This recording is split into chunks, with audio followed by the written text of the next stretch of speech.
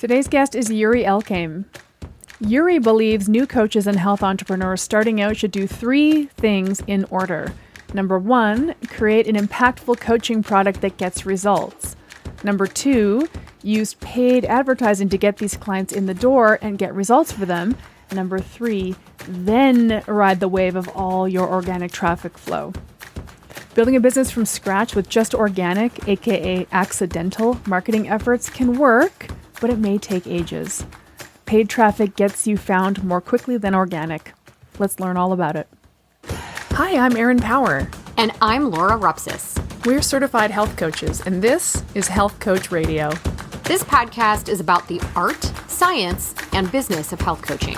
We share our insider tips to help you become a better coach and entrepreneur. And we interview expert guests to discover how they've made it in this growing field. It's time for health coaches to make an impact. It's time for Health Coach Radio. All right, Yuri, we are excited to have you. How are you today? I'm well. Thanks for having me, ladies. Great to be here. Oh my gosh, we love digging into all this stuff. Health entrepreneurship. This is right in our wheelhouse. We love it. We could talk about it all day, but we won't keep you all day, we promise. But we like to start every interview with your origin story, but we want you to tell it. I'm not going to read your bio here. We want you to tell our audience kind of who you are, where you started, how you got here. So I started off as a young kid wanting to play pro soccer. That was my goal from like 10 years old. And I dedicated all my teenage years to training and playing and doing my best to get there. So I was very fit growing up, but I didn't realize that I was pretty unhealthy. And that didn't really hit home until I lost all of my hair to an autoimmune condition when I was 17. And that was a big wake-up call for me. So between that and then my passion for fitness, it really kind of started this journey into health that became, what I do now. So I was able to play pro soccer in my early 20s, which is awesome. But I also spent that time starting to investigate what's going on with the hair, how can I get it back? And I went to school at the University of Toronto for kinesiology, came back and went to school for holistic nutrition afterwards. And that changed my life because I didn't realize how big a part nutrition plays in our health until I realized how big it plays. And then within the space of a couple of weeks, cleaned up my diet, got rid of all the garbage, regrew my hair in the space of about 2 months. And long story short, obviously I lost it again 10 years later, got a tetanus booster and my hair fell out again, whatever. Anyways, the eye-opening information I was learning about with nutrition was just, I'm like, okay, I played pro soccer. I went to one of the top schools in the world for kinesiology and I still didn't know this stuff. There must be billions of people who have no clue about this. And I just became pissed off and inspired to want to share with as many people as possible. So that's really where it started. And then at the time, I was also training clients as a personal trainer. And I thought the nutrition stuff would be really good for them. And so I started bringing that all together. But I was doing that for, the one-on-one stuff in person for about 7 years, got pretty burnt out. I was also working as a strength and conditioning coach at the University of Toronto as a volunteer. So that was like an extra 20 hours a week. And I was getting to a point where I was just like, I can't keep sustaining this. So 2005, I came online. I thought, you know what? I'm tired of people. I'm going to write an ebook and live the laptop lifestyle. And that didn't happen. That didn't happen at all. So 3 years living on poverty line income, trying to figure out how to do this online thing. I was selling ebooks and workout programs and stuff like that. And in 2010, I was like, hey, dude, you're not as smart as you think you are. Maybe you should get some help. And I hired my first coach and started going to events and learning stuff I needed to learn. And that became the inflection point in the business. And we went on to build the business to multiple 7 figures, helped 500,000 customers around the world, wrote a New York Times bestselling book, was all the nonsense, like Dr. Oz, the doctors, all the stuff that people think is cool and like a sign of success. So I'm happy I did all that stuff. But about, I'd say 13 years into the business, so this is about 5 years ago now, I decided to sell it, even though it's my name, because it was just way too complex. It was just way too complex. And during that process, even before, a lot of other health and fitness professionals building their businesses online were asking me for advice because they're like, hey, dude, like, what have you done to build this business? Can I pick your brain? And this kept happening over and over again. And I thought, hold on, there's an opportunity here because there's a lot of amazing health professionals who have amazing knowledge to help people, but they can't bridge the gap to reach them. Yeah. And so that's where Healthpreneur, our current business, really birthed out of. And our goal really is to bridge the gap and to equip health entrepreneurs, practitioners, coaches with the marketing and business acumen they need to reach and impact the people they want. And so I kind of moved away from like to the consumer side of things. And now obviously over the past number of years, focusing more on health professionals and coaches. If we can help them build better businesses online, they can help more people. Collectively, we all help more people. And that's kind of the journey in a nutshell. I have so many questions. I have so many follow-up questions.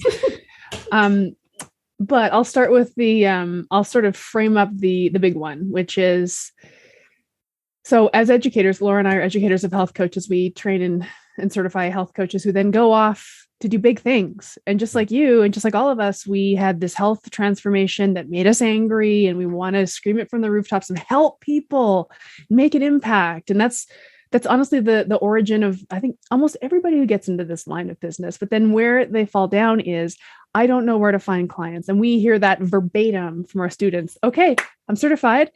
Yeah. Where's the clients? Where do I find clients? How do I find clients? Like, we get that question. I know obviously you do too. You got people sliding into your DMs like, help me out here. But like the question of how do I find clients? I can't even count how many times I've heard it. Yeah. I don't know, Yuri, how do you find clients? Well, I think the secret is they have to find you. And if you set up your business in such a way where you can put yourself in front of them so they can find you, that makes it a lot easier. I think the dilemma in our space, and this is going to be applicable to more of like the clinician who has a brick and mortar, is that let's say you're a naturopath, for instance, and you have a brick and mortar practice. People walk down the sidewalk and they're like, oh, cool, naturopath. I'm going to walk in the clinic and there you go. So you got people fall in your lap, regardless of what you know from marketing or business side of things. So I say like a lot of health professionals become successful in spite of themselves, because when you have a practice or even a gym, for instance, people literally just like fall through the door. Right. When you go online, that never happens. Like no one is finding your websites because the field of dreams online doesn't exist. There are more than 1 trillion pages of content on Google. You're not going to get found, right? So you can play the blogging, I'm going to build my website game. And I did that on my previous business. We built it to 1.4 million visitors per month. It took us 10 years to get there and $35,000 a month in editorial payroll. And we were blogging 2 to 3 times a day with 5 to 10,000 word articles. Wow. So if you're publishing a blog post once a week, it's like you're spitting in the ocean expecting to create a tidal wave. It's never going to happen. Don't even bother writing it. So there's so many things that, listen, like it's not that something's good or bad. I think there's just faster, smarter paths than others. So my first business was almost for the first 7 to 8 years exclusively built on content. So a ton of YouTube, a ton of blogging, and just a massive amount of like activity. Like there was just no rhyme or reason to what we're doing. And it took us a very long time to get traction there. Eventually we built our YouTube following to 300,000 subscribers, but it took me 10 years to do that. So for a health coach who just gets certified, who's starting to shoot videos and put them on YouTube, if you want to make any kind of decent living in the near future, that stuff it's not going to happen. Like it's not going to happen. And I think the only platform organically that you can maybe still get some traction on from day zero is TikTok.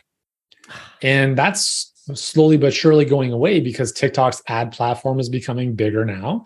And in case you guys have been living under a rock, here's how it goes. You get on a platform like Facebook or Instagram, and they're free. So if they're free, you're the product. Right. What that means is they're amassing eyeballs, then they're selling it to advertisers who are then going to place ads in front of you.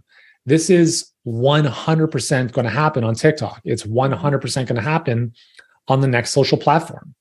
So Instagram 7 years ago is kind of what TikTok is now. Yeah. So if you want to get on that bandwagon and do those videos, that's great. But how do I find clients? Well, you either find clients with grind and sweat equity and time, or you pay to find clients. And I have the luxury of having done both. So my first business was built largely on content, free sweat equity. It's not free. I mean, it's like we paid a lot, but not paid traffic as such.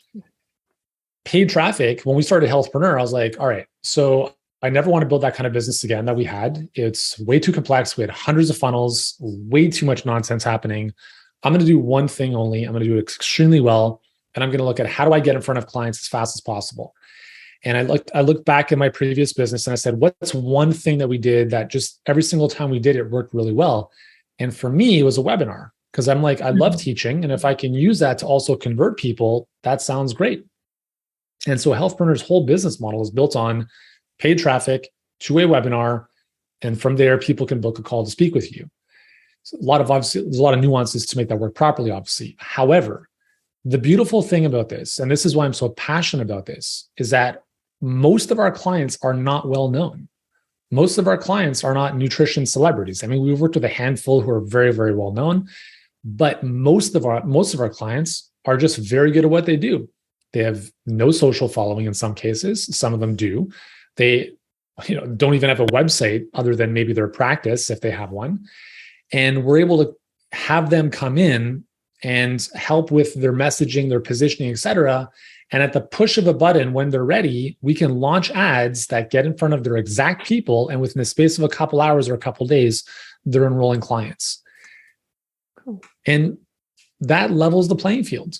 Mm-hmm. And for us, that's how we teach all of our clients how to find clients. I mean, we've helped over 1,200 coaches and practitioners now, helped them generate more than $217 million in their businesses with this process. And I'm not saying organic doesn't work. It just takes way longer to get what you want to get. Yeah. So that's my answer to how to find clients, is learn how to pay to acquire clients at a profit. And the nice thing about when you do that is you no longer take your business like a little side hobby. Right. Now, because it's a legitimate business. Like, I'm spending money. I need to know my numbers. I have to have my messaging dialed in. And that also helps all of your other marketing and all of your other business activities improve as well. That's right. So that's, in a nutshell, our approach. I like that, because to your point, it's like I'm intentionally taking business steps here. So this is a business. Yeah. You mentioned that for you, you kind of looked at all the stuff you'd created, and webinars really were where you shone. So your paid traffic drives to a webinar. Where else could, for example, paid traffic drive to? What have you worked on with other clients? So I was just on a call with some friends earlier, and I said, we've been running the same webinar, obviously a couple iterations evolved of the first one, for the past 6 years. And last year, I'm like, let me just test lead magnets. Because in my previous business, what we would do is on a blog, we'd have on our blog of like millions of visitors, we had like different branches. So we'd have like pillar pieces of content. So like interval training, intermittent fasting, and each one of those had a very specific lead magnet to that content. And then when people opted in, there'd be an upsell for $10 and then another upsell and then all that kind of stuff. So you could drive paid traffic to an opt-in page for a PDF download. Okay. You could drive paid traffic to a blog post and inform people and then retarget them or have them opt in there. But the thing that I've realized, and obviously there's different opinions on this, some people say, well, if you want the best quality people, don't have them sit through a webinar because they don't have time. Mm-hmm. And I've not found that to necessarily be true, because as an example, last year we tested 22 different lead magnets. So very short cheat sheet type of concise promise things, Facebook ad, opt in on the thank you page, making an offer to book a call with our team. And the numbers were no better than our webinar. And then the people we got on the phone, number one, the show up rate was just plummeted through the floor. And the caliber of people was a lot less than those who came through our webinar. Mm-hmm. And one of the things I've been saying for years is that I call this the conversion commitment conundrum. Everyone talks about high conversions, but as coaches, we want highly committed clients. Mm-hmm. So if you go to an opt-in page, whether it's a webinar, whether it's a cheat sheet, PDF, lead magnet, whatever, and you ask someone for their first name, their last name, their phone number, their email, their mailing address, your conversion is going to be very, very low. You're asking for a lot of commitment just on the opt-in. Right. Now, on the flip side of that, if you just ask for the email, you'll have way higher conversions. Mm-hmm. But if someone gives you all of that information, they're a much better qualified prospect than someone who just gives the email. So I don't suggest getting all that information. So we ask for email, in some cases, first name, email. However, when you look at a webinar versus like a one-page download, like a cheat sheet or a lead magnet, the difference is people commit with their money and their time. So when you offer a lead magnet, there's no time involvements. It's just like, and what's funny is actually we've statistically seen this in my previous business because we had dozens of lead magnets. Someone would request it and less than 50% of them would actually download it from the first email they got with the download link. So then I was like, what's the point of doing this? And so when you look at a webinar, you're asking people to sit through 30, 45, 60 minutes. And some people are like, I'm too busy. I don't have time for this. Really? How many hours of Netflix have you watched in the past week? Right? We all have time for things that are a must. So the nice thing about a webinar is that it filters away those people who talk a big game, but are not committed to the end results. And so the people who do watch a webinar are only going to watch until the end if it's a must, right? They're like, oh, I'll get to the point 5 minutes in, they're gone. They're not committed in the first place. So it helps you as a coach filter away a lot of tire kickers and people who would have wasted your time otherwise if you just had a book a call button on your website, right? Or if they just came in through a lead magnet and took it from there. So you have a little bit lower conversion, but you have higher commitments, which means a higher quality prospects. And I think that's something that we all want if we're spending our time talking to people. I'd love your opinion here in terms of paid ads versus organic marketing. And is there a difference and a different recommendation for folks that are literally just starting versus folks that are a few years in and they're looking to grow? So that's my first question. But then in addition to that, in terms of choosing what you're going to drive that traffic to, in terms of the cost for that ad, does it turn out to be a wash in the end in terms of who actually buys, in terms of lower quality, but more people? And in the end, you have these people versus maybe a lower conversion, but better committed. And at the end of the day, what is the cost of acquiring that client with those approaches? Sure. So the first question is, based on if you're starting out, is it a different strategy if you're further along? So most people will say, if you're just starting out, you shouldn't run paid ads until you're doing 20, 30, 40, 50K a month. I'm like, dude, how's that happening? How are you getting to that level of revenue in the near future organically? Right. So my approach is the opposite. I'm like, learn how to do paid traffic from day zero. And then once you have a system that's working for you relatively consistently, then you can start building your brand through paid or through more of the organic content stuff. Everyone's talking about being an influencer, like influence. And listen, like if you've got 10 million followers, it's going to help your business. I'm not arguing with that.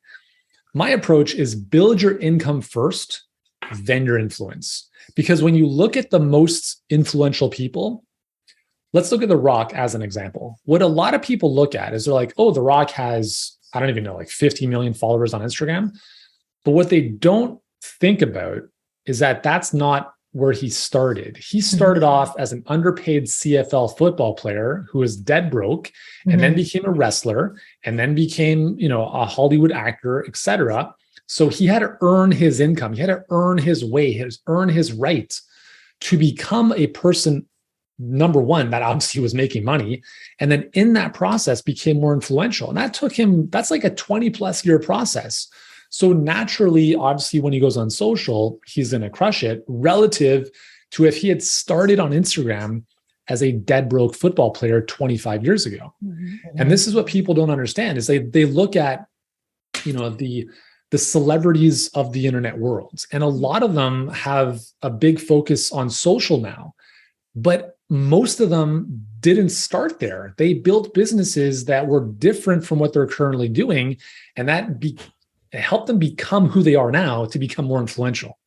So my approach with our clients, first and foremost, is whether or not they want to become an influencer is irrelevant. What they do want is to make money and to help people. So it's like, let's do that first. Let's help you earn 10, 20, whatever it is a month. And then if you want to start adding on the content stuff on the back end, now that you have a system that's largely working on your behalf and you've got more time back, then sure, pick a platform if you want to. We didn't do anything on social for 3 years when I started Healthpreneur. 2 of my clients were like, dude, you should really be on Instagram. And I'm like, nah, I don't want to take pictures of my lunch every day. Yeah.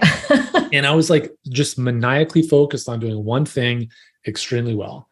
And so in the past, 2.5, 3 years, we started to, put more emphasis on the content side. But that's because we have the team, we have the bandwidth, we have the resources. And for us, I don't care if anything happens from our content marketing for the next 10 years. Because like our YouTube channel has 3,700 subscribers.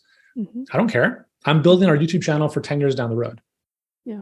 But if I had to start from scratch, I was like, oh my God, this video has to be the one, I'd lose myself. I wouldn't be able to sleep properly. So I think, and again, this is very contrarian to what most people say. It's like, hey, start organically. It's less risky. You're never going to make your time back. Right. Yeah. You're never going to make your time back. You can make your money back. Learn how to do it properly. And I'm not saying do paid traffic on a whim. Learn how to do it properly, because it is absolutely game changing. When you can go from 0 to 6 figures in the space of a couple months, there's no other vehicle that allows you to do that. Yeah. So the second question I think you asked was around, kind of moving people from like a lower end product or like to potentially higher end, like what is the cost of the client? And so this really comes into like how much friction is involved in gaining that client. So you're qualifying, which is awesome. And someone with limited time, they don't want to waste their time on a bunch of stuff. But at the end of the day, I'm also trying to economize my dollar and where I'm spending it. Yep. At the end of the day, does it turn out to kind of be a wash, even though you've got a lot of leads? So that's, I guess, my question in terms of your thoughts there.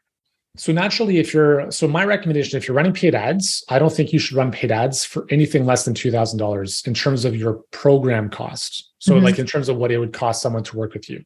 Right. So if you're selling a course for $197, it's going to be very hard to make that happen profitably. And then you have to run a business where you're losing on the front ends, and then 3 months down the line, you're breaking even. Yeah. It's not fun. It's not fun to do that. And that's a large part of what we did in our previous business, was running stuff on paid traffic eventually at $47 on the front end or free plus shipping offers, and then spending months in the negative and then breaking even afterwards on the back end. And then you got to promote everyone else's stuff just because you have to make up the numbers. It's crazy. It's nonsense. So our clients are all selling higher end coaching programs, right? So they're all health professionals, in some cases, $7,000 in that range. And it's what I found is like, it is just as much work to sell something for $5,000 as it is $5. We have people saying like, I've got a membership site. We have someone asked me this question. She's like, I have a membership site, $27 a month and a coaching program, right? What should I do? Like, where should I divert my energy? I asked her, I'm like, how many people do you have in the membership site? She's like, I've got like 20. I'm like, kill the membership site, blow it up. And then she's like, well, I spent all this time developing it. Well, that's great. Well, you can go down with a sinking ship, or you can take that content and just put a couple of zeros behind it, and now it becomes your coaching program. Yeah. And so the thing is, you have to understand, a lot of people say a customer is a customer, right? Someone who spends $1 with you is just as valuable as someone who spends $20,000 with you. And I've never seen that to be true, because I understand there's a big difference between a lead and someone who pays you money. But there's a very big difference between someone who spends $1 with you and someone who spends $20,000 with you. It's not the same person. And what a lot of the digital marketing teaching has been since the beginning of time has been get people in for cheap and then ascend them over time. And eventually they'll turn into high paying clients. Okay. So what's the thinking behind that? The thinking behind that is people will spend more money with you over time if they trust you, which makes sense, right? 100%. So if we ask a different question, how can we time compress that trust building without having to spend months or years for them, to buy a $1, $10, $47 product?